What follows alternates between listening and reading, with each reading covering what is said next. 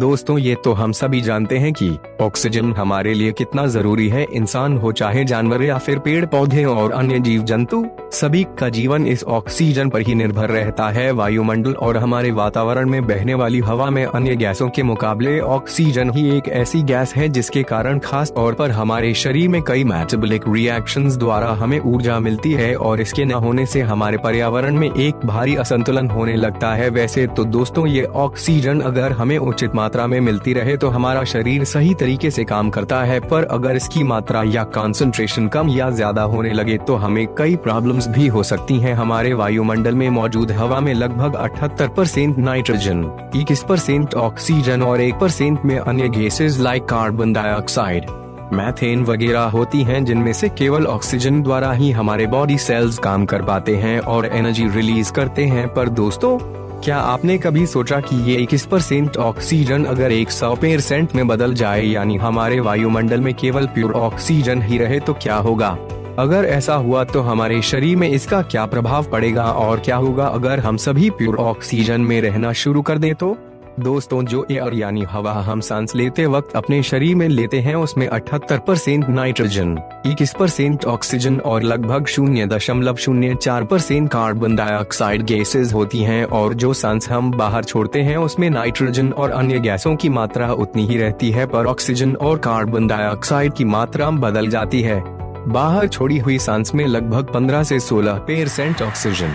और 4 से 5% carbon dioxide होती है, जो कि हमारे शरीर में होने वाले मेटाबॉलिक रिएक्शंस के द्वारा बदलती है, जिसमें ऑक्सीजन हमारे शरीर में मौजूद ग्लूकोज और अन्य पोषक तत्वों को कार्बन डाइऑक्साइड में बदल देती है। इस रिएक्शन से निकलने वाली ऊर्जा यानी एनर्जी बॉडी सेल्स द्वारा इस्तेमाल की जाती है, जिससे हमारा खाना एनर्जी में कन्वर्ट हो जाता है। इसके साथ ही दोस्तों, ऑक्सीजन के हमारे बॉडी में कई इम्पोर्टेंट फंक्शंस हैं, जैसे कि हमारे खून में मौजूद ब्लड सेल्स और टिश्यूज की प्रॉपर फंक्शन और शरीर में बचे हुए कुछ टॉक्सिक यानी जहरीले सेल्स को बाहर निकालना। वैसे तो दोस्तों, वायुमंडल की हवा में सबसे ज्यादा नाइट्रोजन ही मौजूद होती है, पर ये गैस केमिकली इनर्ट यानी रिएक्टिव नहीं होती, जिसकी वजह से सांस लेने के दौरान इसका शरीर में कोई खास इस्तेमाल नहीं होता। हालांकि दोस्तों, एमिनो एसिड्स और प्रोटीन सिंथेसिस के लिए नाइट्रोजन जरूरी है, जो कि हम अदर सोर्सेज लाइक प्लांट्स से ले सकते हैं। पर ऑक्सीजन की बात करें तो इसकी मात्रा यानी कंसंट्रेशन में होने वाला बदलाव हमारे शरीर पर काफी असर डालता है, क्योंकि हमारी बॉडी हवा में मौजूद अन्य गैसों के मुकाबले ऑक्सीजन के साथ काफी रिएक्टिव होती है। नॉर्मल कंसंट्रेशन लाइक 21% में तो हम इसे कई कामों के लिए इस्तेमाल करते हैं, पर अगर इसकी मात्रा अगर 100% हो जाए, यानी हम केवल प्योर ऑक्सीजन ही अपने शरीर में लें, तो इसका क्या असर होगा?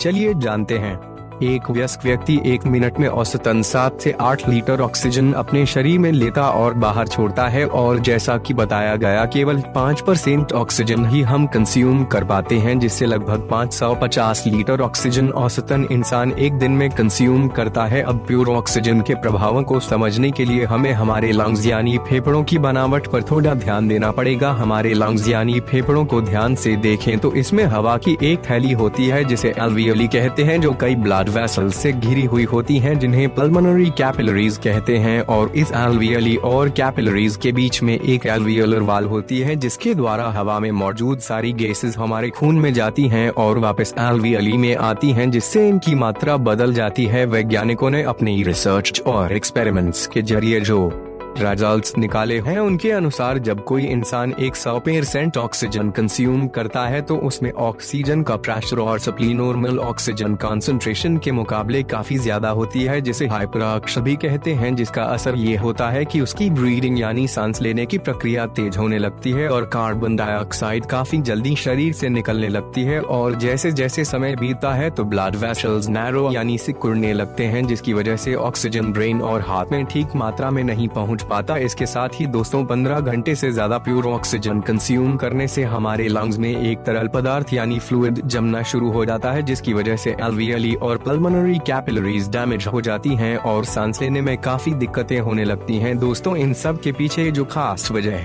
है वो है ऑक्सीजन फ्री रेडिकल्स, जिसे रिएक्टिव ऑक्सीजन स्पीशीज भी कहा जाता है, जो काफी ज्यादा रिएक्टिव और खतरनाक होते हैं। जब प्योर ऑक्सीजन हमारे बॉडी सेल्स के साथ रिएक्ट करता है तो ये फ्री रेडिकल प्रोड्यूस होने लगते हैं, जो आगे चलकर प्रोटीन्स, लिपिड्स और न्यूक्लिक एसिड्स और सेल मेम्ब्रेन को भी डैमेज कर सकते हैं। इसके साथ ही अगर नॉर्मल एटमॉस्फेरिक प्रेशर में अगर हम 100% ऑक्सीजन कंज्यूम करें तो नोसियाडिजिनस यानी चक्कर आना, मांसपेशियों में खिंचाव, देखने में तकलीफ और सीजर्स यानी दौरा भी पड़ सकता है। और अगर ज्यादा टाइम के लिए हम इसे कंज्यूम करें तो ऑक्सीजन टॉक्सिसिटी भी हो सकती है, जिसमें नर्वस सिस्टम खराब हो